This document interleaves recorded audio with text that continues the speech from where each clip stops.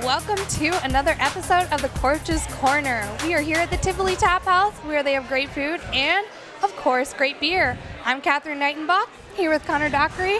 Connor, how about that blizzard this past Wednesday? Wow. Well, I certainly stayed in all day. I don't know about you, but I took one look outside when I woke up. I slept in that day since school was canceled, thankfully. Yeah. Took one look outside, and I was like, nope, not even leaving.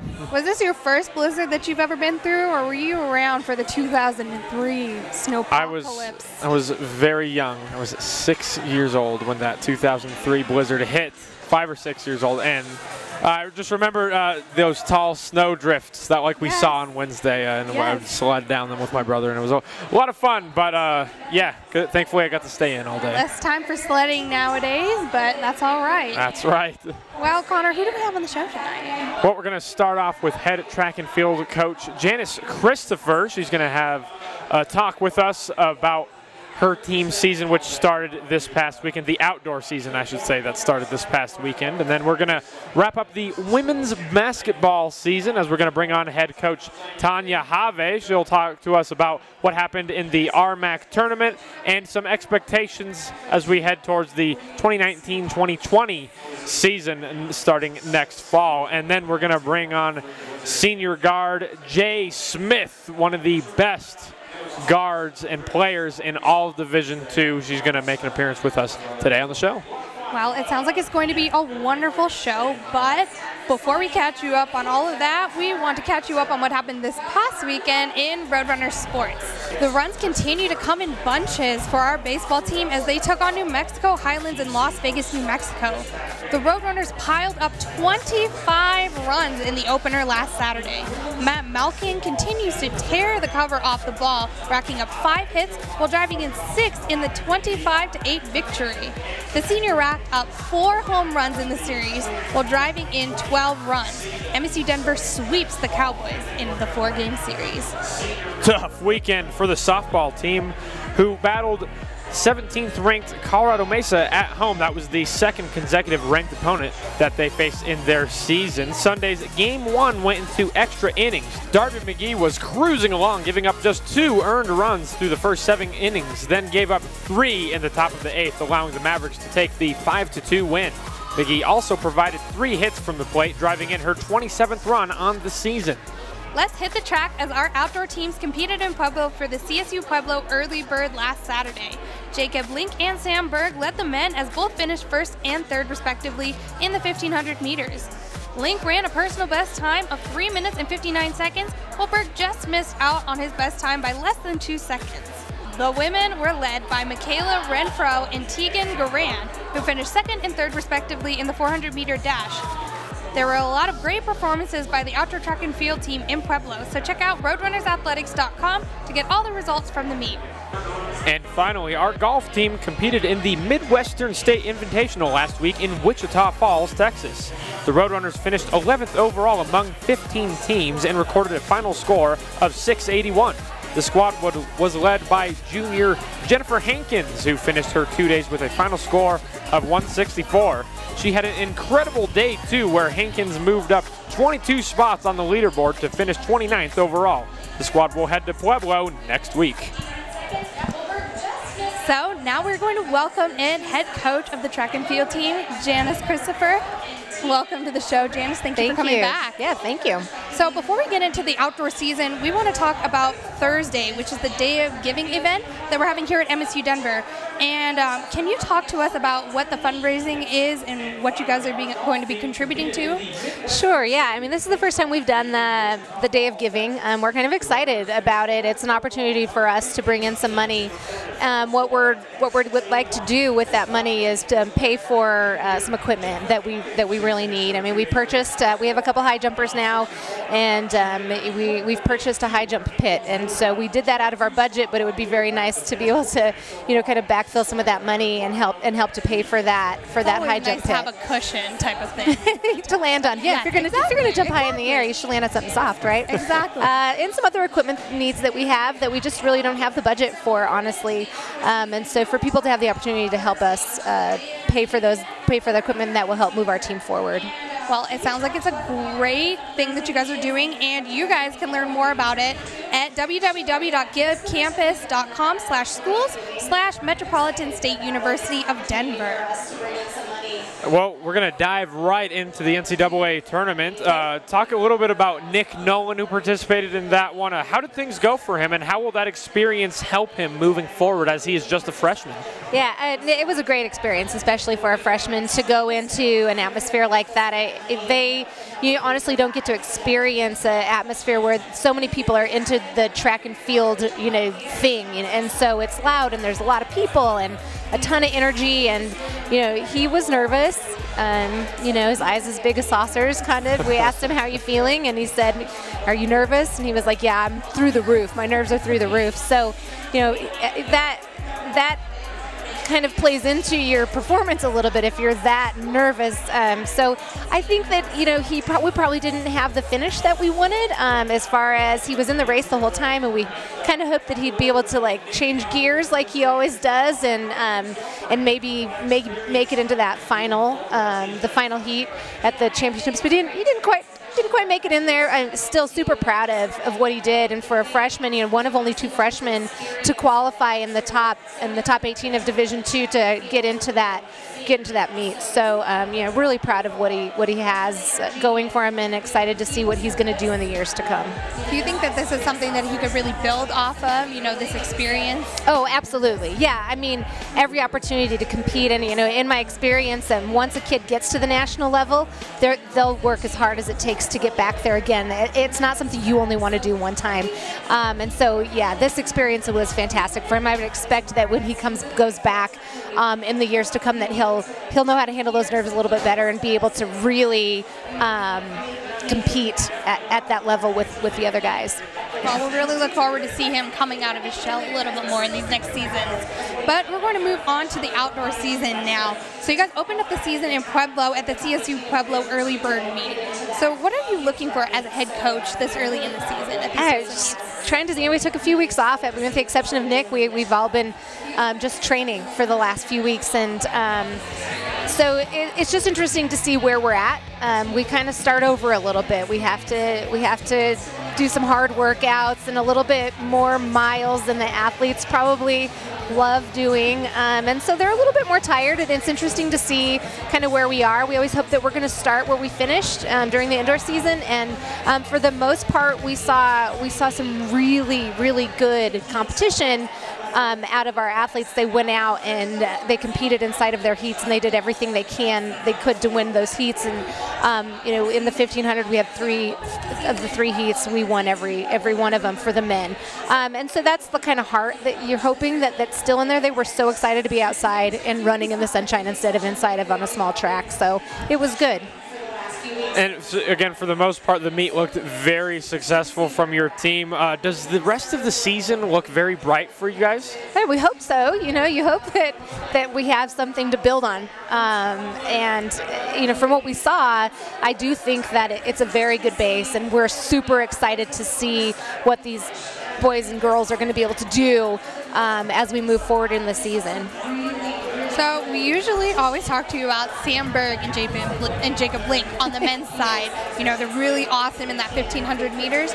But are there any other people from the men's team that really stand out to you this season? I think the big performances that stood out to me last week came from Blaze Holland, who is a freshman 400-meter runner.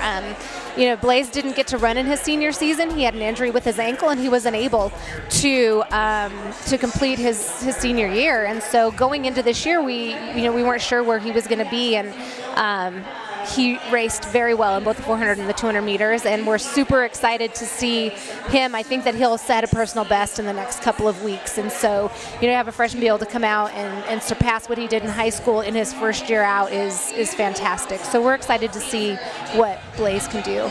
We're excited too.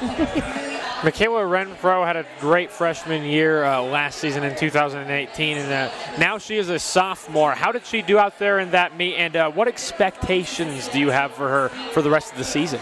Yeah, Michaela actually had a really good first race. I mean, especially considering she didn't run during the indoor season. She was a little bit rusty, and so, you know, she probably relaxed a little bit too much on parts of the 400-meter race that she ran, but she still ran a 60-point. And, you know, her best time last year was just under 59 seconds. So, you know, I think that she will continue to drop that time. I would hope that based on where she is right now that she would be able to drop into those mid-58s before we're done with the year.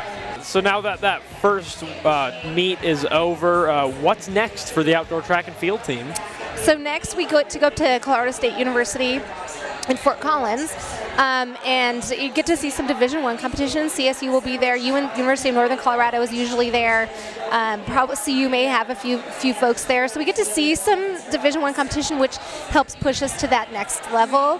But more importantly, we're super excited to run on it's a brand new, they completely redid their facility, and so it's a brand new track and all new jumps facilities, and so we're excited to go take advantage of a beautiful facility that they have up there at CSU. Well, that sounds super exciting. Oh yeah, you know those higher quality facilities. We'll see if it makes a difference. See if gets the crew energized. You know? Exactly. Even pushing forward for even better as usual. Well, it's always a pleasure to have you on, Coach, and we wish you the best of luck this Saturday in Fort Collins. Thank you so much. It was nice to be with you. Of course. All right, it's almost time for that break, but just hold up a second. We want to bring you that tweet of the week. It comes from our main athletics account where we're promoting the university's Day of Giving, taking place this Thursday, March 21st. A bunch of our individual programs are raising money for different things, including equipment, trips, technology, and more. So if you can, lend out a helping hand to our programs who are always trying to improve the experience of the student athletes here at MSU Denver. Time for that break, but stick around. We're going to be bringing on the head coach of the women's basketball team, Coach Tanya Haave, next on the Coach's Corner. I'm Erica Ruiz, a senior on the women's cross country team, and you're watching the Coach's Corner, Get Rowdy. So glad that you are back with us, but before we bring on Coach Tanya Haave, we want to tell you about how you can win a 2-night getaway at the Ritz-Carlton Bachelor Gulch. Make sure you visit TivoliBrewingCo.com, click on the promotions tab, provide them your name and email address, and just like that, you'll be entered into this exciting promotion. You must be 21 to enter, and the promotion lasts until March 31st. So get your entry in and give yourself a chance to win an incredible night at the Ritz-Carlton. So now we're going to bring on head coach of the women's basketball team, Coach Tanya Haave. Coach, thank you again for joining us. Oh gosh, thank you. It's great to be here, as always. Always one of our favorite guests to bring on. Oh, you probably say that to all the guests, don't you? Oh, not every guest. Not every guest. Not every guest. But fun to be here. Fun to be here. Of course. Before we really get into the basketball side of it, we wanted to talk about how you are a Lady Vol and you were really hard for the Volunteers women's basketball team. Can you give us your thoughts on how you think they're going to be doing in the upcoming NCAA? Well, I actually know how. Well, do you know they got selected, so there was a little bit of question whether they're going to be in the tournament, but they are in the tournament, and I'm going to pick them to upset UCLA in the first round. After that, I think it'll be a little tougher, but I think they're going to win at least one game in the NCAA tournament. Well, she probably knows more than I do about it, so I have all the trust in you about what I'm you just saying said. is true. Yes. Hopefully it'll be right. It'll be correct. Well, we'll be Some rooting money for you out out of it there. or something. Yeah, rooting for you, rooting for those I choices. might have to make that in my bracket there. Yeah, there you go. Put it in the brackets. Go Lady Vols, yes. Well, the last time that we talked to you, your team was getting ready for the postseason, and your team was able to host in that first round against Regis. Your team was red hot, and Regis was red hot, arguably the two most hot teams in the RMAC going into the postseason. What was the difference in that game that would eventually go to Regis? I think a couple things. Their offensive rebounding at the end of the game, and then also we had some key turnovers that really hurt us. That were, and I felt like they were unforced errors. So those two things, and give them credit. They played well, but it was a close game. It was really a one-possession game until Whitney Jacob hit that three at the end of the shot clock. We were down one, and then we were down 4, and then I think that really broke our backs at that point. But the two things I would say would be offensive rebounding and our turnovers. So on that game, I want to talk about Jaelynn Smith and how she ended up going out with an injury early in the third quarter. She came out for a few minutes, and it was probably kind of scary for a coach to deal with that, especially in the playoffs. But she did come back, and she scored the next 10 points, which gave you guys the lead. That's a real senior leader. Can you talk to us a little bit about that? Well, you find yourself running out of words to describe what Jay does, but she had a bruised hip, and I didn't have any doubt that she was going to be coming back in the game. There was no way, short of a broken ankle or broken foot or something like that, that she was going to not play the rest of that game. And I think that injury just kind of motivated her to come back in and just put us on her back like she has all year long. And unfortunately, we came up just a little bit short, but just can't say enough about her leadership and her will and she's got some valor about her. Oh yes, just pretty remarkable about everything that she's done for our program. She really is a wholesome player for sure. Oh my gosh, you look at her statistically, she's probably put together one of the most dominant seasons on the RMAC on the women's side that you've seen in years. And it's just a shame that we didn't do a little bit better as a team for her to get some Player of the Year honors. But, she doesn't play for that, and we don't really concentrate on that. But you would like to see somebody that has a year like that, like for the ages, to get recognized for it. But I know she doesn't care, and she was first team, and Emily was first team. And I'm sure she'd rather be playing tonight or the regional finals in the NCAA tournament. I'm sure she'd give that all up to be playing right now tonight. So.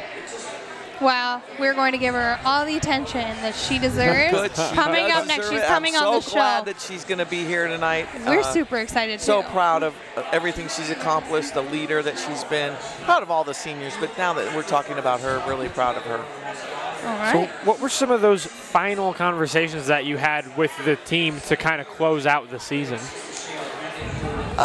Told them how from where we started and to where we finished, you look at that. Of course, the winning and losing, the records, it's an easy measuring stick, but there's other ways to measure the success of the season and to see where we were to where we had come from and how much we had developed during the year. I think it was such a successful season from that standpoint, to watch the growth of Michaela Gonzalez, of Bree Wellington, of Jaden Galloway, Morgan Lewis, I can go on and on and on, and then the leadership of our seniors to where they took us was really a satisfying year. Again, one team's usually happy at the end of the season, and so you look at it, you get a little perspective after a couple days pass by. It was a fun season. It was a fun team to coach. And I just told them that was really proud of the progress that they had all made together. And I want to apologize for throwing you on the spot a little bit here, but what were some of those moments that stood out to you with the team during this season? Oh, gosh. Well, I think the 6-game winning streak there in the middle of the season, watching Jay and Emily get 1,000 points, Johnny's monster night with the 3-point shooting against New Mexico Highlands, Jay's triple-double, Jay passing the single-season assist record, the career assist record, watching all those things. And I think just recently watching them on senior night, the pride that they have coming out with their parents. I mean, it's hard enough to be a college athlete as it is to get to that level. And then again, even harder to complete 4 years, so to have those 4, and Emily's a 5th year, so she might be in a category all by herself. But to see all of them accomplish that and finish out their careers, they're all graduating. Michaela's graduating, Emily's graduated already, and then Johnny and Jay, they'll be all graduating, so that'll be another special day, graduation day here in May. But those are some of the highlights, and just the day in, day out kind of the journey of watching them have so much fun, laughing. They really enjoyed each other. So, on the note of the seniors, last season you ended up losing Georgia Ordorf and Janae Squires-Port, but you ended up having these 4 seniors step up to give you yet another really successful season. Can you talk to us a little bit about how these seniors did step up in order to help you guys get as far as you did? Well, we wouldn't have been able to go where we did without them. And I told them about mid-season, we'll go as far as you take us, and they decided to turn it around, had our 6-game winning streak, had another 5-game winning streak to get ourselves in position for a home playoff game. And unfortunately, we didn't win that game, but we got to that point when it would have been very easy starting 1-4, starting conference 2-4, to just say, okay, we're just not going to do this. But they never gave up, and they grinded it out until the end. So I can't say enough about them. And I've said this several times, and I'll say it again. Probably say it again on our banquet night. But they left the program, this year's class and last year's seniors class, both, they left the program in better shape than when they arrived. So that's a true testament to those players. All right, so Coach, it is that time of the, see, she already knew it was coming. I had some intel. She already knew. So it is that time of the night where we have study, but I will see if I know what I'm doing. So right now you're sitting in a 5-way tie in second place, and our top spot is with Coach Glenn sitting with 9 points up in first place. So we're going to give you quite a few chances to get some points. You going to lob me a softball question? Should we? Just kidding. we wouldn't. I see Eric over there. We would never throw you a curveball. Okay. Sorry. Sorry, guys. He had to throw a pun in there. All right. Well, are you ready for your question? Yes, you got I'm a chance ready. for I'm a little multiple nervous, points. but I'm ready. All right, you can have. So, can you name the top 6 rebounders in women's basketball history? If you get all 6, you will take the lead. At MSU Denver. Yes. Oh my goodness. Well, Emily Hardigan. No, not on the list. there. Not even on that list. Not surprisingly. Georgia. Yes. Georgia's on there. Probably Steph Allen. No Steph Allen. Oh. Who else? Farrah McGee. No Farrah McGee. No Farrah McGee. Oh, Start listing all the names of the players. there's a Hall of Fame player that she just got. Naisha. No. I can't remember her name. I don't know. That's all I got. Georgia Ordorf. Kristen Valencia. Yes. Yes, that's 2. Kristen Two. Valencia. Do I get a point for each one? Yes, Yes. you get a point for each one. Jasmine Cervantes probably on there. No Jasmine. No Jazz. Oh my God. It's a good one. Did you make up this question? Eric. Of course, Eric did. Eric did. He Putting in decided to tough try and ones. stump you, I guess. Let me think. I think that's about all I got. It's not only a trivia question, but it's also stump the coach. Really? I didn't even look. I should have looked through the record books today. Don't worry, no one else seems to study when they're going on these. They all They're all slips pop in on. quizzes to the coaches. Every single one. Okay, I'm waving the white flag. What are the others? All right, well, right now she's in second place, like above everybody, so you're in solid second now. But the answers were Holly Roberts, Never would have got Kristen Valencia, Shiloh Teridas, my mistake, Georgia Ordorf, Brianna Harris, and Heidi Keys, and Cassandra Bratton. Oh, Cassandra. Oh, so 3 of them are when I was here. Okay. Yes. Okay, that's a good question. So we got 2 points, so that'll set you up into definitive second place. Yes, definitive second place. She is in second place. Now the tie is for 3rd. Okay. So how does that feel, other coaches? I hope you're watching this. So as always, Coach, congratulations and thank you for coming on the show with us. It's the last show that we're going to have with you for this season, so we look forward to seeing you next season. Yes, thank you too. Enjoy the rest of your shows. And thank you for all that you do. You'll get to see me next year. Yes, you'll see Connor next year. And you're going to be graduating. Yes, I'm going to be graduating. But I'll see you before you graduate. Oh, for sure. Okay. All right. We guys enjoy the rest of the show. Thank you. Of course, thank you. As always. It is that time again, of course, for another break, but stick around. We've got Jaelynn Smith up next on the Coach's Corner. Hi, I'm Jay Smith, senior guard from the women's basketball team. How about that great assist by Jaelynn Smith off the seat of her pants? And you're watching Coach's Corner. Get rowdy. Welcome back to the Coach's Corner. Before we talk with Jaelynn Smith, we want to remind you that you need to pick up all your red and blue gear at shopmsudenver.com. From now until March 25th, all performance gear will be 15% off. We're heading towards some warmer weather in the spring season, so pick up those shirts and shorts while they're all on sale. That website again is shopmsudenver.com. We now are going to say hello to Jaelynn Smith. Jaelynn, thank you for coming onto the show tonight. Yeah, thanks for having me, guys. Yeah. So we got to talk to you about the commercial shoot that you had here for Roadrunners TV. So you're really well versed in handing out assists on the court. Absolutely. But how well versed were you in lending a helping hand in the admin office? Can you tell us what it was like to shoot that commercial? It was really fun. It was something different. It was funny that we all had to wear our uniforms in the admin office. Yeah, so that was fun. Yeah, I really enjoyed it. It was just something they had kind of said after a game, like an idea, and then called me in for it to really happen. So I was like, oh, sure. A little camera shy, but you get used to it. Now she's a TV star. She has a commercial with starring her. So now what are you going to do with your new TV career? Just a one-hit wonder. I'm out. That's it? That you're saying there's no future TV career for the Jay Smith? Not for me. Not for me. How unfortunate, guys. I think it's your turn, Connor. That was mine. Oh, that was yours. My mistake. That happens. All right. Well, we want to talk to you now about your incredible season that you had this year. As a senior, you took on terms of your performance, and as a leader, you were really motivated this season. How were you motivated, and how did you get better in certain areas in order to really push to be the best you could be this season?